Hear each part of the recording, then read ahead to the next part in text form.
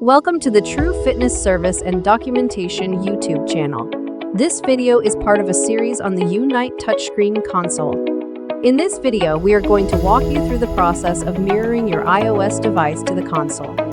In this video, we use an iPhone. First, log into maintenance mode on the Unite console using the appropriate code.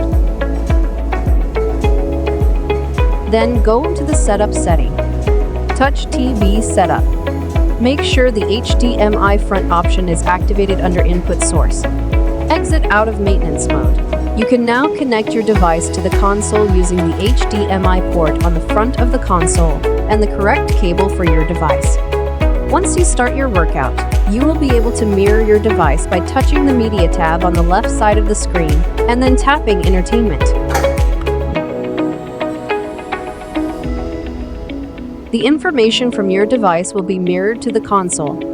You will need to control what you see on your device, but it will show up on your console as shown. All of this while still being able to see and control your workout like normal.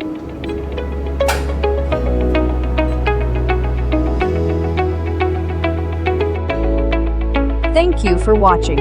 Any questions, please feel free to contact your rep or True Fitness directly.